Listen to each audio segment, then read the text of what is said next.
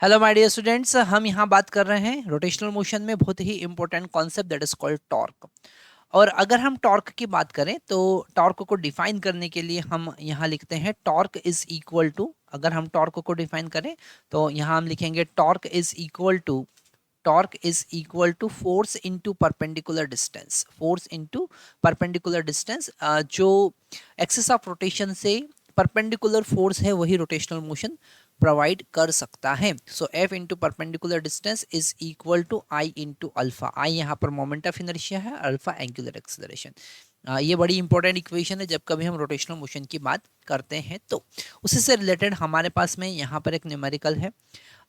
हमारे पास एक कॉन्सेप्ट है बहुत इंपॉर्टेंट पुली से रिलेटेड। जब कभी हम न्यूटन्स लॉ ऑफ मोशन में पुली की बात करते हैं तो वहाँ पर पुली को हम मासलेस कंसिडर करते हैं, रेडियस उसका नेग्लिजिबल, हम छोटी पुली कंसिडर करते हैं, मास उसका as compare to the block negligible consider करते हैं। पर यहाँ पर हमारे पास में एक पुली है और इस पुली का मोमेंट ऑफ इनर्शिया हमको पता है। इस पुली का मोमेंट ऑफ इनर्शिया आई हमको पता है, इस पुली का रेडियस आर हमको पता है। ओके, और इस पुली की हेल्प से हमने यहाँ पर दो ब्लॉक को ऐसा कनेक्ट कर रखा है। फर्स्ट ब्लॉक जिसका मास है m1,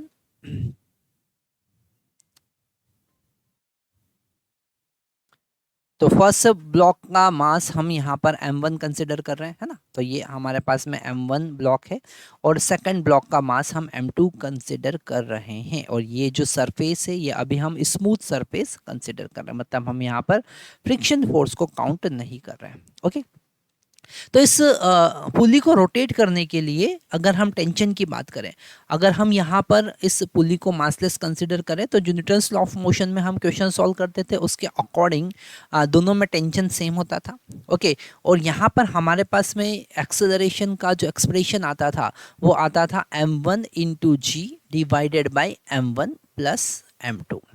ओके, और टेंशन का एक्सप्रेशन हमारे पास में, हम दोनों साइड टेंशन सेम कंसिडर करते थे और टेंशन का एक्सप्रेशन हमारे पास में होता था m1 m2 into g divided by m1 plus m2। पर यहाँ पर सिनेरियो चेंज हो जाएगा। क्यों? क्योंकि इस पुली को रोटेट करने के लिए टेंशन दोनों साइड अलग अलग होना चाहिए। यहाँ पर टेंशन हमको T1 कंसिडर करना पड़ेगा और यहाँ पर टेंशन हमको T2 कंसिडर करना पड़ेगा, और ये T1 T2 अलग अलग होंगे।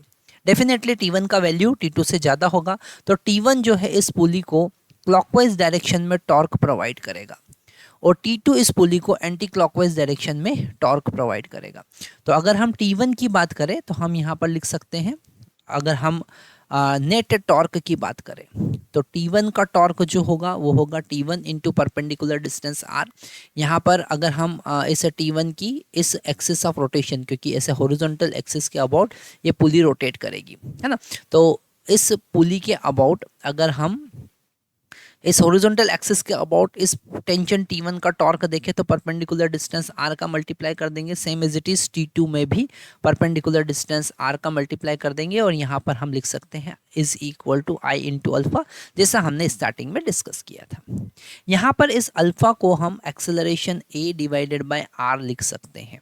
ओके, यहाँ पर ट्रांसलेटरी मोशन और रोटेशनल मोशन में जो रिलेशन है वो हमको समझना पड़ेगा, क्योंकि इस ब्लॉक का एक्सेलरेशन ए अगर हम डाउनवर्ड कंसिडर करें तो इस पॉइंट का एक्सेलरेशन ए डाउनवर्ड होगा और इस पुली के एंगुलर एक्सेलरेशन अल्फा में रिलेशन होगा A is equal to alpha is equal to A by R, क्योंकि ये जो स्ट्रिंग है इस पुली के ऊपर स्लिप नहीं कर रही है। तो एक्सेलरेशन और ए और अल्फा में आप रिलेशन लिख सकते हैं। ओके, तो हमारे पास में ये इक्वेशन नंबर 1 बना। अगर हम T1 के लिए इक्वेशन लिखेंगे तो यहाँ पर हम लिख सकते हैं नीचे m1g डाउनवर्ड लग रहा है, ओके, और टेंशन T1 अपवर्ड लग रहा है। फिर भी ये ब्लॉक नीचे जा रहा है तो हम लिखेंगे m1g minus T1 is equal to m1 a.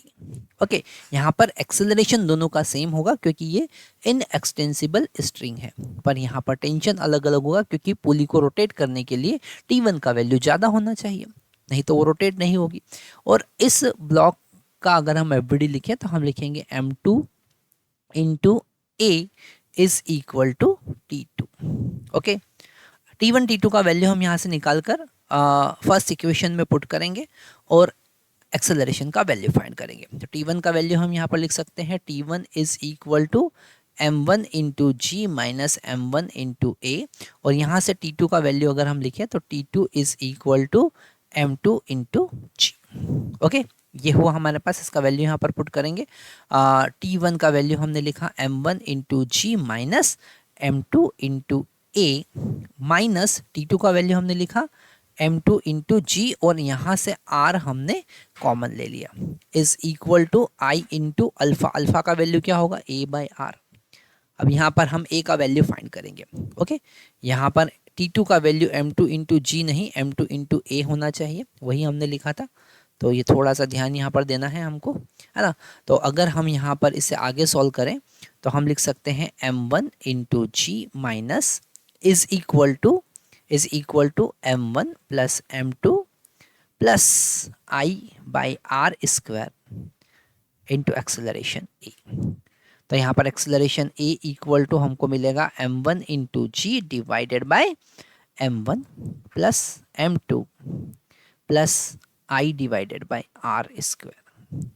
Okay, ये बड़ा ही इंटू जी हम लिख चुके हैं यहाँ पर t1 t2 का वैल्यू भी आप फाइंड कर सकते हैं, आपको बस यहाँ पर एक्सेलरेशन का वैल्यू अब पुट करना है। तो अगर हम पुली को मासलेस कंसिडर करते हैं, मतलब आई इक्वल टू 0 हो जाएगा वो, तो हमारे पास वही एक्सप्रेशन आने लग जाएगा। ओके, अगर पुली यहाँ पर मासलेस नहीं, उसका मोमेंट ऑफ इनर्शिया है और उसका रेडियस है, तो हमको यहाँ पर रोटेशनल मोशन का कॉन्सेप्ट यूज़ करना पड़ेगा। Thank you.